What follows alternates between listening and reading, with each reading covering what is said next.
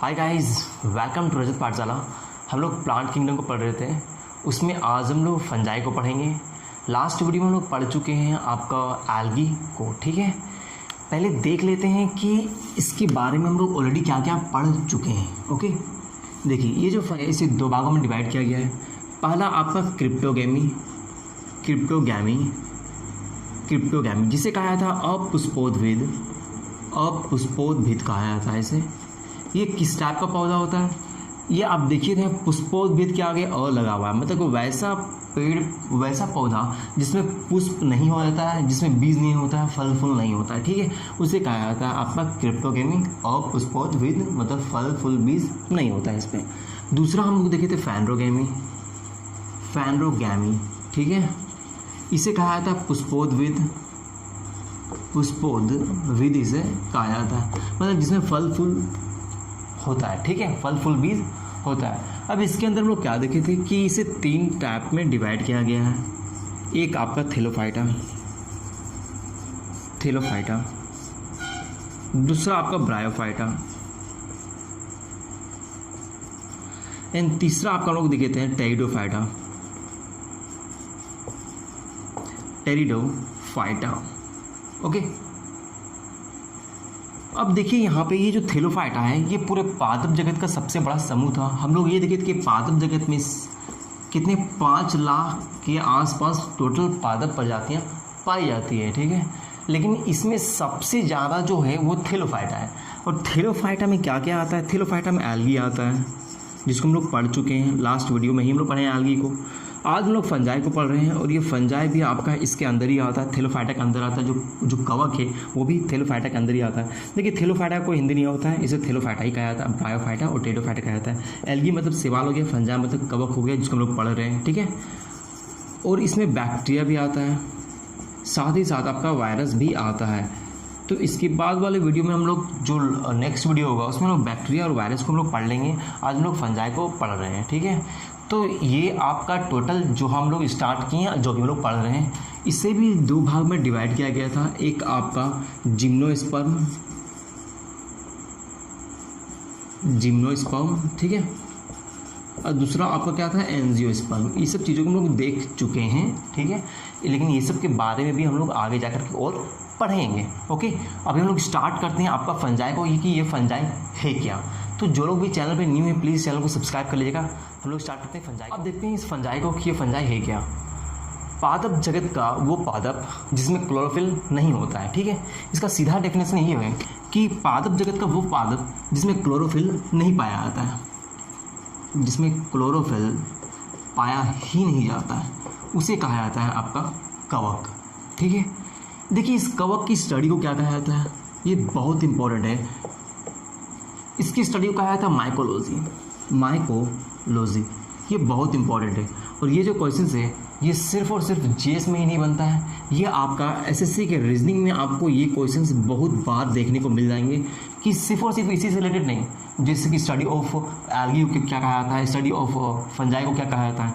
तो इस तरह का आपको रीजनिंग में इसका आंसर मतलब क्वेश्चन देखने को मिल जाएगा। साथ ही साथ ये जो फंजाई है ये आपका 1 वर्ड सब्स्टिट्यूशन जो एसएससी का है उसमें आपको ये चीज़ देखने मिल जाता है कि a plant group which has no chlorophyll, उसे क्या होता है? तो वो होता है आपका फंजाई होता है। फिलहाल तुम लोग यहाँ पे जीएस में देख रहे हैं कि इसकी स्टडी को क्या कहा जाता है, माइकोलॉजी कहा जाता है। अब देखते हैं ये जो फंजाई है ये पाया कहाँ जाता है। देखिए ये जो फंजाई है ये आपका नमी युक्त वातावरण में पाया जाता है। जैसे कि हम लोग देखते हैं कि जो ब्रेड वगैरह होता है, यदि उस पर बाहरी वातावरण की वो अटैच में आ जाता है तो उसमें एक फफूंदी टाइप छोड़ जाता है, वो फफूंदी कवक होता है, ठीक है। और उस कवक को कहा जाता है म्यूकर कहा जाता है, ओके। हम लोग जैसे कि कुछ खाने की चीज़ों में, जैसे कि आपका डोसा वगैरह, इडली वगैरह होगी, जब उसको रात को हम लोग फूलने के लिए देते हैं तो वो क्या हो जाता है कि उसका जो वॉल्यूम होता है वो थोड़ा बढ़ जाता है, ठीक है। तो उसका जो घनत्व होता है वो थोड़ा बढ़ जाता है। वो किसके कारण होता है? वो होता है ईस्ट के कारण। वो भी एक तरह का कवक है, ओके। तो यहाँ तक हम लोग क्या देखें कि इसकी स्टडी को क्या कहा जाता है और इसे किस तरह के पादप को फंजाई कवक कहा जाता है। देखिए मैं यहाँ पे एक होता है फंजाई और दूसरा होता है फंगस। ये अलग अलग नहीं है, ये एक ही है। फंगस मतलब कि कोई एक कवक हो गया, कवक, ठीक है। लेकिन कवक के पूरे प्रजाति को कहा जाता है, कवक के समूह को कहा जाता है फंजाई कहा जाता है, ठीक है। तो मैं इसे फंजाई या फंगस बोल रहा हूँ तो इसमें कोई डिफरेंस नहीं है, ठीक है। इसका मतलब एक कवक हो गया, इसका मतलब पूरा कवक समूह हो गया। अब ये जो है ये क्या है, इससे नेक्स्ट क्वेश्चन क्या बनते हैं कि इसका खोज किसने किया था, इसका फादर किसे कहा जाता है। तो इसका जो खोज है, खोज वो किए थे R.H. विटेकर ने। R.H. विटेकर, ये वही R.H. विटेकर हैं जो आपका टोटल जीवधारी, जितने भी जीवधारी इस जगत में, इस समूह में हैं, ठीक है, उन सारे जीवधारियों को क्लासिफाइड किया था 5 भागों में। चाहे वो आपका इंसान हो गया, चाहे वो आपका जितना भी जंतु हो गया या पादप हो गया, या फिर आपका जितने भी प्रजाति, जितने भी जीव समूह हैं इस दुनिया में, उन सारे को इस R.H. विटेकर ने 5 भागों में डिवाइड किया था। प्लांट किंगडम, एनिमल, प्लांटी में, एनिमल में, प्रोटिस्टा में। उस बाद जाकर के आपका एक तो आपका प्लांटी हो गया, प्लांटी, देन आपका एनिमल, उस बाद जाकर के आपका मोनेरा, देन फिर प्रोटिस्टा, ये आपका 4 हो गया। और आपका क्या था, और आपका बैक्टीरिया था, ठीक है। ये जो 5 टाइप था, सॉरी बैक्टीरिया नहीं, ये फंगस है, ये फंगस, ठीक है, फंगस। ये 5 टाइप में इन्होंने डिवाइड किया था पूरी जीवधारी को। इनसे पहले भी कुछ 2 साइंटिस्ट आए, एक था आपका अरस्तु और दूसरा था आपका लिनियस। इन्होंने भी पूरे के पूरे जितने भी जीव हैं उसे कुछ भागों में क्लासिफाइड किया गया था। वो 2 भाग में था, एक आपका एनिमल और दूसरा प्लांट। लेकिन इन्होंने क्या किया था, 5 भागों में इसे बांटा था। वही R.H. विटेकर ने इस कवक का भी खोज किए हैं, ठीक है। तो इसका खोज किसने किया था, इसका खोज R.H. विटेकर ने किया था, और इसी ने क्या किया था कि 5 भागों में डिवाइड किया है पूरे जीवधारियों को, ओके। अब देखते हैं हम लोग कि यहाँ पे ये जो आपका कवक है, इसका फादर किसे कहा जाता है। इसका फादर कहा था माइकेली को। देखिए ये आपको आसानी से याद हो जाएगा माइकेली कैसे, क्योंकि ये जो कवक है, ये जो फंजाई है, ये माइकेलियम नाम का एक पदार्थ से बना होता है। माइकेलियम नाम का एक पदार्थ से बना होता है। बस आप इसको याद कर लीजिए कि ये जो कवक होता है ये किसका बना होता है, माइकेलियम नाम का एक पदार्थ का बना हुआ होता है। देखिए यहाँ पर एक माइकेली नाम का वर्ड आ रहा है, तो इसे ही कहा जाता है फादर ऑफ माइकोलॉजी।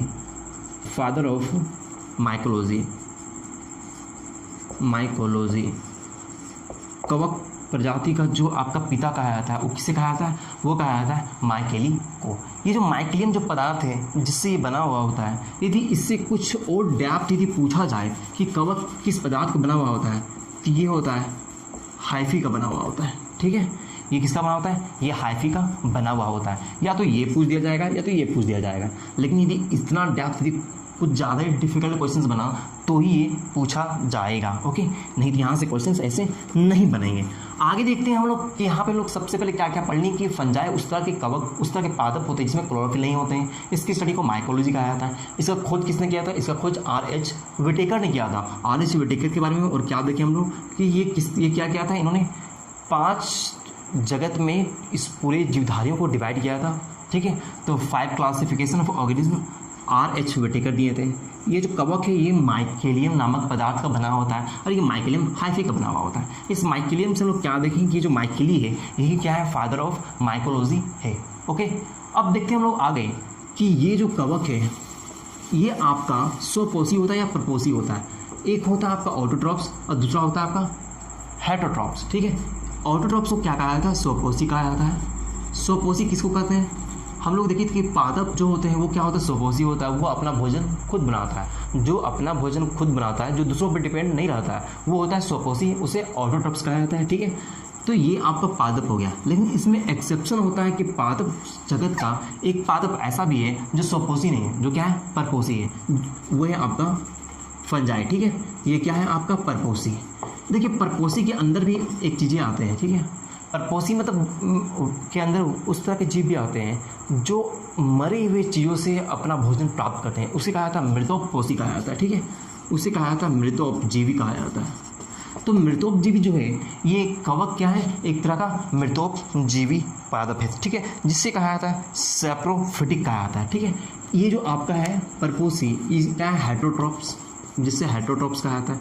ऐसे इसे कहा जाता है सैप्रोफाइटिक, ठीक है, सैप्रोफाइटिक कहा जाता है, सेफ्रोफाइटिक, मृतोपजीवी को सेफ्रोफाइटिक कहा जाता है। तो ये हेटेरोट्रॉप्स है, क्या है, हेटेरोट्रॉप्स, और हेटेरोट्रॉप्स के अंदर भी सेफ्रोफिटिक है। कुछ प्रजाति ऐसे होते हैं जो जीवित जीव हैं वहाँ से अपना भोजन प्राप्त करते हैं, ठीक है। जैसे हम लोग भी हेटेरोट्रॉप्स के अंदर आते हैं। जो मनुष्य प्रजाति होता है, जितने भी जंतु हो गए वो आपका हेटेरोट्रॉप्स होता है, क्योंकि वो दूसरों पर डिपेंड होता है, ठीक है। लेकिन इस हेटेरोट्रॉप्स के अंदर जो सेफ्रोफिटिक जो प्रजाति होता है, जो जीव होता है, वो मरे हुए जीवों से अपना भोजन प्राप्त करता है। यहाँ तक हम लोग देख लिए कि कवक के बारे में कि कवक क्या है, इसका खोज किसने किया था, इसका फादर किसे कहा जाता है। देखिए कभी कभी क्वेश्चन ये भी बनता है कि फादर ऑफ इंडियन माइकोलॉजी ये किसे कहा जाता है। ये है आपका मुंडकर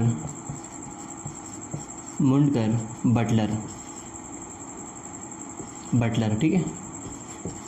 ये क्या है आपका father of Indian mycology, Mundkar Buttler.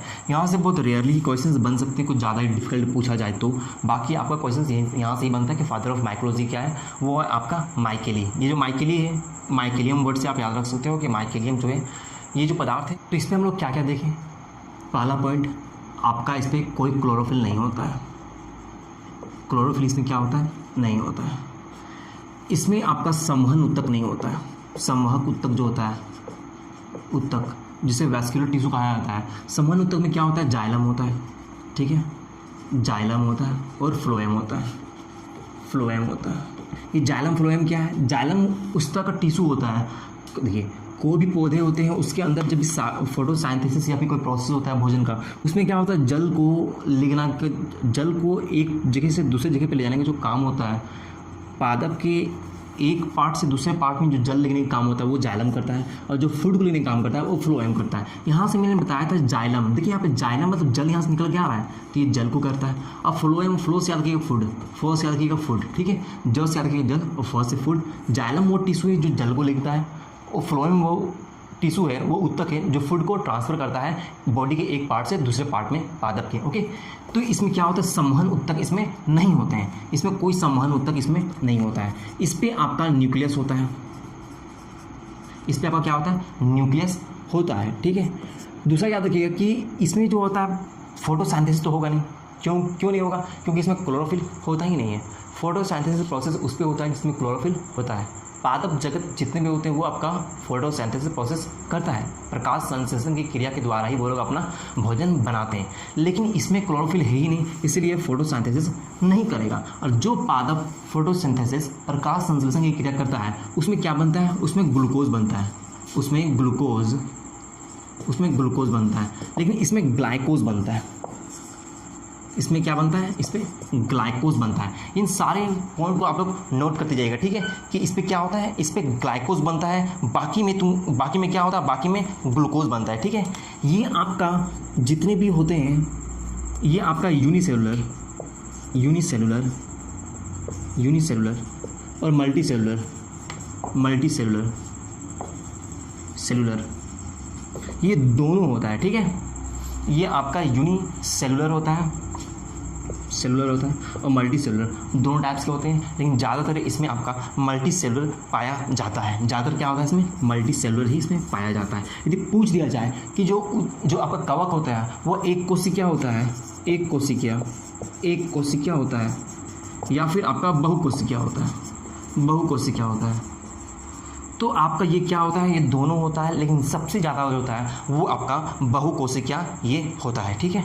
अब आपसे पूछा जाए कि ये आपका यूकेरियोटिक है या फिर आपका प्रोकैरियोटिक है, तो ये आपका यूकेरियोटिक है या फिर प्रोकैरियोटिक है। तो यूकेरियोटिक और प्रोकैरियोटिक में होता क्या है, देखिए इन सारे पॉइंट्स को सही से आप नोट कर दीजिएगा, ठीक है। ये आपका होता है यूकेरियोटिक, यूकेरियोटिक कोशिका उस तरह की कोशिका को कहते हैं, यूकेरियोटिक कोशिका उस तरह की कोशिका कहते हैं जो एक पूर्ण विकसित कोशिका होता है जिसके अंदर केंद्रक होता है, और एक होता है प्रोकैरियोटिक कोशिका जो पूर्ण विकसित नहीं होता है। तो जो कवक होता है इसके जो सेल्स होते हैं ये आपका पूर्ण विकसित होते हैं, क्योंकि इसमें न्यूक्लियस होता है, केंद्रक होता है, ओके। तो यहाँ तक हम लोग क्या क्या देखें, क्लोरोफिल इसमें नहीं होता है, जिस कारण से इसमें क्या होता है, फोटोसिंथेसिस प्रकाश संश्लेषण क्रिया नहीं होती है। जब प्रकाश संश्लेषण नहीं होता है तो इस पे क्या होता है, इस पे ग्लाइकोज बनता है जिस पे प्रकाश संश्लेषण की क्रिया होती है। उस तरह के पादप में ग्लूकोज पाया जाता है। इसमें संवहन उत्तक नहीं पाया जाता है। संवहन उत्तक किसको कहा जाता है, जाइलम फ्लोएम को कहा जाता है। ये हम लोग देख लिए। आगे देखते हैं ये यूनिसेलुलर होता है कि मल्टी सेलुलर होता है, एक कोशिका होता है या फिर बहुकोशिका होता है। तो ये आपका क्या होता है, ये आपका एक कोशिका बहुकोशिका दोनों होता है। अब इसके बाद इसमें और एक पॉइंट बनता है कि जो डाइजेशन होता है, एक होता है आपका अंतःकोशिकीय पाचन और दूसरा होता है बाह्य कोशिका पाचन। अंतःकोशिकीय पाचन और बाह्य कोशिकीय पाचन क्या है? अंतःकोशिकीय पाचन जो बॉडी के अंदर होता है, जितने भी आपके डाइजेशन प्रोसेस होते हैं, ठीक है, जितने भी आपका पाचन का जो भी प्रोसेस होता है, यदि वो बॉडी के अंदर होता है, ठीक है, आपका जो भी न्यूट्रिशन वगैरह हो गया, वो सब यदि बॉडी के अंदर होता है तो उसे कहा जाता है इंट्रा सेलुलर डाइजेशन, मतलब अंतःकोशिकीय पाचन। और जो बॉडी के बाहर होता है उसे कहा जाता है बाह्य कोशिकीय पाचन। हमारे शरीर में जितने भी डाइजेशन होते हैं, जितने भी न्यूट्रिशन होते हैं, वो बॉडी के अंदर होते हैं। तो हम लोग में क्या होता है, इंट्रा होता है, इंट्रा सेलुलर डाइजेशन होता है, अंतःकोशिकीय पाचन होता है। लेकिन जो कवक होता है, ये जो कवक होता है, ये जो आपका कवक होता है, ये इसमें क्या होता है कि बाहर होता है, ठीक है। तो इसमें आपका एक्स्ट्रा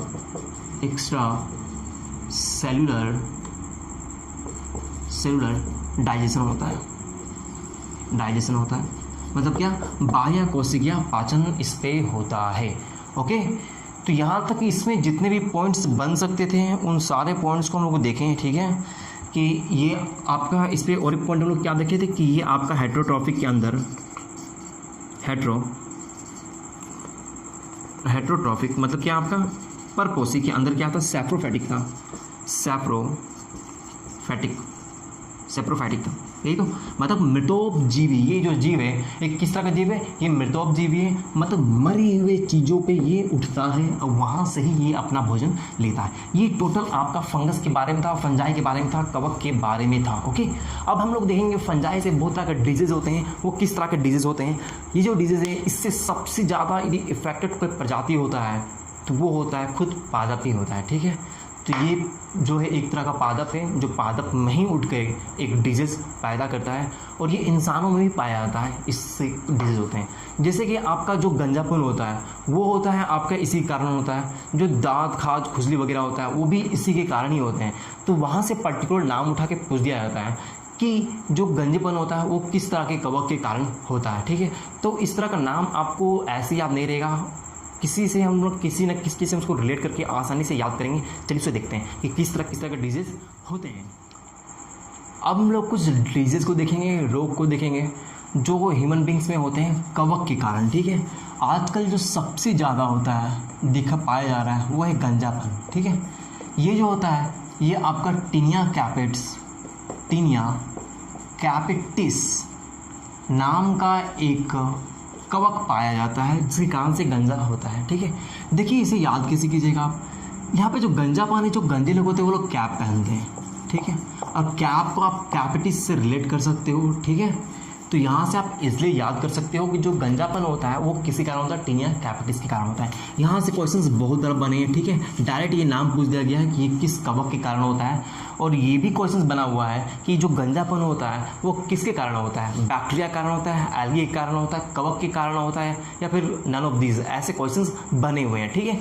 तो ये किसके कारण होता है, ये कवक के कारण होता है। वो जो कवक है वो क्या है, टीनिया कैपिटिस है।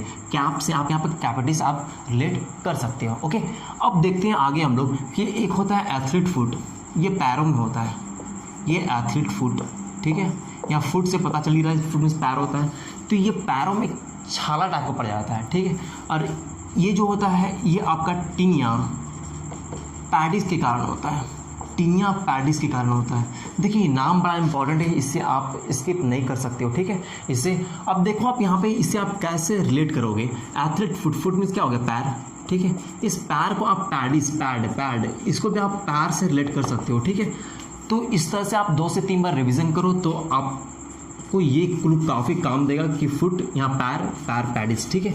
एग्जाम में आपके पास 4 ऑप्शंस रहेंगे, वहाँ पे यदि ये क्लू आपके पास रहा, आप पहले से कुछ ऐसा रिलेट करके रखते हो तो आप आसानी से मार्क करके निकल सकते हो, ओके।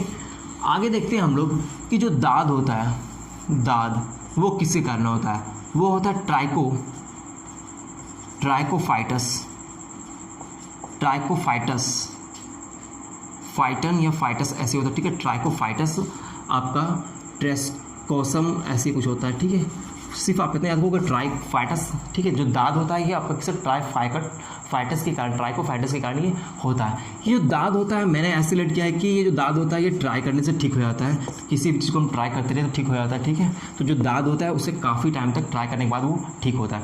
कुछ भी फ़नी चीज़ हो या फिर कैसे भी चीज़ हो, ये आप अपने दिमाग में यदि कुछ इससे बेटर रिलेट कर सकते हो तो आप करके याद करो, क्योंकि इतना बड़ा बड़ा नाम याद होने वाला नहीं है। ओके, आगे देखते हैं। आपको कुछ ना कुछ क्लू रखना पड़ेगा दिमाग में कि जब आपके पास 4 ऑप्शंस हो तो आप आसानी से मार्क करके निकल सको। ओके, आगे देखते हैं हम लोग कि दाम क्या हो गया, दाद हो गया। अब देखते हैं हम लोग दमा को। जो दमा होता है वो किसके कारण होता है? वो एस्परजिलस के कारण होता है। एस्परजिलस के कारण होता है। एस्परजिलस फ्यूमिगेट्स, एस्परजिलस फ्यूमिगेट्स के कारण होता है, ठीक है। फ्यूमिगेट्स के कारण होता है। देखिए कहीं कहीं थोड़ा मिस्टेक मे भी हो सकता है नाम में, क्योंकि इसका नाम ही बड़ा अजीब है, ठीक है। जो दमा होता है उसे एक स्प्रे लगाया जाता है, दमा के लिए एक स्प्रे लगाया जाता है। स्प्रे से आप स्पर्जिलस स्प्रे वहाँ से आप कुछ आप रिलेट कर सकते हो तो बढ़िया है, ठीक है। बाकी आप रट्टा मारना चाहो तो भी बढ़िया है। तो जो दमा होता है वो क्या होता है, स्पर्जिलस के कारण होता है। एक को हटा दीजिए तो स्प्रे यहाँ से एक वर्ड निकल रहा है स्प्रे, ओके। तो यहाँ से आप रिलेट कर सकते हो। आगे देखते हैं कि दमा हो गया। अब एक बच गया है खाज। खाज खाज ये होता है एकेरस के कारण। एकेरस इसके बीज के कारण होता है, ठीक है। इसके बीज के कारण ये होता है। अब देखिए इसे आप कैसे रिलेट करोगे, जो खाज होता है, मैंने इसे ऐसे रिलेट किया कि जो खाज जो होता है वो कभी ठीक नहीं होता है। उसे जब तक जड़ से नहीं ख़त्म किया जाए वो ठीक नहीं होता है, ठीक है। तो इसे बीज से ख़त्म नहीं किया जाए, जड़ से ख़त्म नहीं किया जाए तो ये ठीक नहीं होता है। तो खाज आपका क्या बीज से ठीक होता है। एक इसके बीज यहाँ से आप याद कर सकते हो। ये हो गया आपके जितने भी इंसान शरीर में जितने भी रोग होते हैं कवक के कारण। अब बात रह गया आपका जो आपके प्लांट होते हैं, तो सबसे ज़्यादा कवक से कोई इफेक्टेड होता है, सबसे ज़्यादा कवक से कोई इफेक्टेड होता है तो वो होता है आपका प्लांट ही होता है, ठीक है। वो आपका प्लांट ही होता है। तो प्लांट में जो सबसे ज़्यादा जो पाया जाता है कवक से रोग वो होता है आपका रस्ट और स्मट। ये दो अलग अलग हैं, जैसे कि गेहूँ का ढीला रस्ट, ठीक है। तो इस तरह से बहुत सारे डिजीज़ है जिसमें आपको स्मट और रस्ट मिलेगा, सिर्फ यही नहीं। तो ये तो एक एग्जांपल था गेहूं का ढीला रस्ट। तो इस तरह से आपको जब भी प्लांट का कोई डिजीज़ के लास्ट में रस्ट मिल जाए या फिर स्मट मिल जाए, आप समझ जाना कि वो किसके कारण होता है, वो कवक के कारण होता है। आलू का मस्सा रोग, आलू का मस्सा या फिर अंगमारी रोग, ठीक है। अंगमारी रोग, ये सब चीज़ें आप नोट करते चलिएगा, ठीक है। अंगमारी रोग, आलू में एक मस्सा टाइप्स का निकल जाता है, इस टाइप्स का इसमें निकल जाता है, ठीक है। तो वो जो होता है वो आपका किसके कारण होता है, वो आपका फंगस के कारण होता है, ठीक है। कवक के कारण ये होता है। बाकी आपका इसमें देखिए कि जो गेहूं का किट्टू रोग होता है, एक कहा जाता है गेहूं का किट्टू रोग कहा जाता है, ठीक है। उस बार जाके आपका जो गन्ना का जो लाल स्मट होता है, देखिए वो लाल स्मट मतलब स्मट का मतलब ये लाल स्मट का मतलब ये जो गेहूं का कहीं कहीं पे जो गन्ना होता है, ठीक है।